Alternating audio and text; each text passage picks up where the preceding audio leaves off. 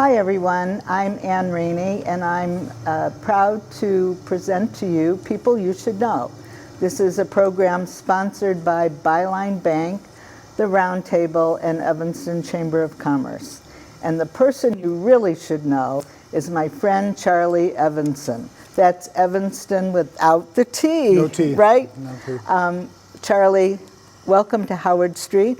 One of the reasons I know Charlie, and I don't know how many people know a neon artist, but I do, and now you're going to, is Charlie moved into Howard Street several years ago, about in 2017, and he's in, give us your address, Charlie. 519 Howard Street. 519. Or just east of Chicago Avenue. Right.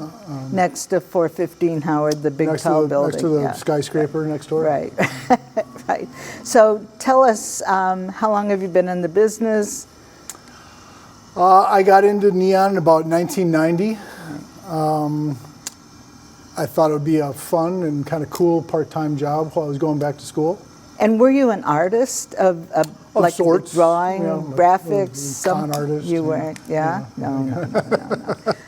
So tell us, can you give us, are you able to share some of your important clients over the years? Well, we get contracted through design firms and production companies. Right. So, I mean, we've done things for, movies and television. But like people we would know, like beer companies, movies. Nike, Half Acre, really? McKellar, Floyd's, wow. three Floyd's beer. We did a lot of their signs years ago. Wow. Well, your stuff is really beautiful. What was the most difficult project you ever had? Perhaps the Green Mill sign. Really? That was pretty tough. That's amazing. It was most difficult for the installer because there's no room between the wall and the sign. And Green Mill is? The Green Mill, yeah. On Lawrence and Broadway. Right. Just north of Lawrence on Broadway. Yeah, all right. And that was many years ago. Yeah. What was your favorite project? Is it still there? I believe the Green Mill's still there. No, the Green Mill is still there. But is your work still there? Yeah, we rehabbed the outdoor sign many years ago. I don't know if it's been rehabbed since by somebody else. Yeah. But that was. And what was your favorite project ever? My favorite project? Wow. That's tough. There's been so many good ones. Okay. In Grant Park, and it was for Lush facial scrubs and stuff, body Lush products, bath products, I guess. And they did some really cool signs on their kiosk, but it was in actual live plants and live. Oh, wow. So the live plants and stuff were coming out through the neon, and wow, that was interesting. It was temporary, but it was really interesting. Yeah. So what's with neon going forward, given COVID, et cetera? How are you doing? Business is slow. Yeah. I kind of think of this box I've been in for the last couple of years as like a ship, and. Lately, I've just been trying to decide whether I'm becalmed or beached, Yeah. So I'm thinking I'm kind of becalmed and just kind of waiting for some fresh wind. If some fresh wind doesn't come along, I don't know. And that fresh wind over the last few years has been young students coming out of the Art Institute, that young energy, the young enthusiasm.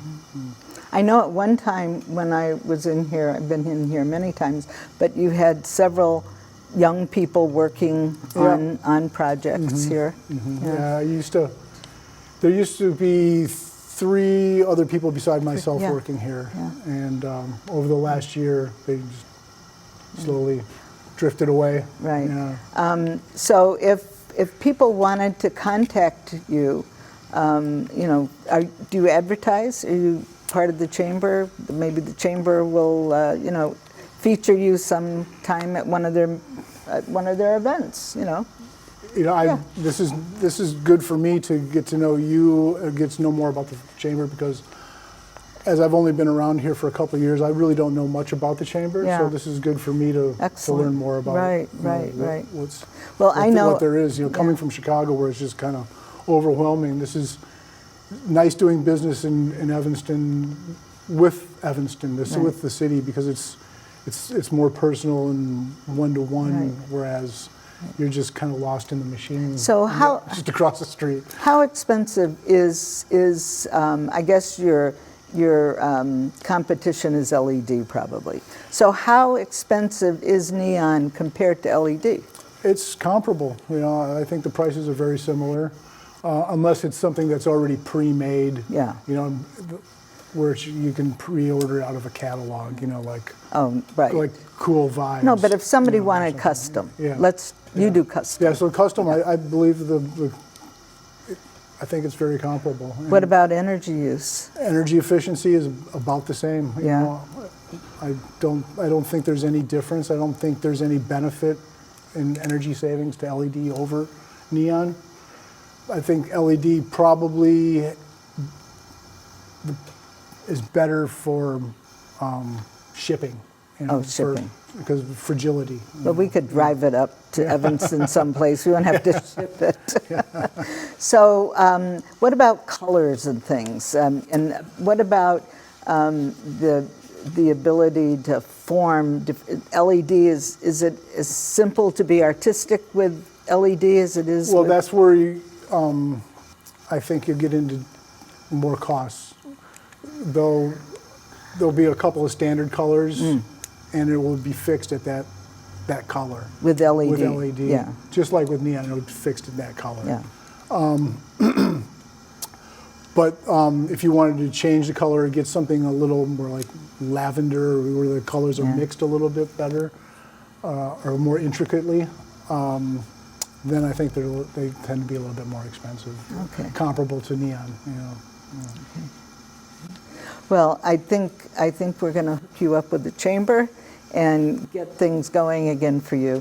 Charlie, what is this thing? Do you think you could turn it down? My arm is melting. This is a ribbon burner, and this is how we do a lot of the bends. This is just straight. The bends? We bend the glass. Oh, I see. We heat the glass up on this, and by holding it? we'll hold it over the flame until it gets hot enough to melt, and then we bend it. So you know, it's a little labor intensive. It takes a lot of time, a few minutes for each bend. So the more bends there are in a sign, you know, the more it's going to cost. Yeah. This is just straight gas coming out right now. It's not hot enough to melt glass. It isn't. So we have to force some air through it, and then that makes it hotter, more of a blue flame. So we'll see that in a minute here, I guess. Okay. So all right.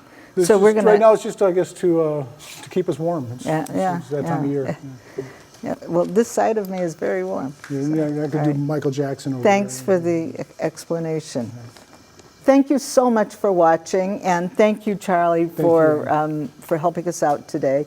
He's a great business. I mean, how many people have a neon business in their ward or in their city? And we have Charlie Neon Design. So thank you to the Chamber, to Byline Bank, and to the Roundtable. Shop Evanston. Thank you.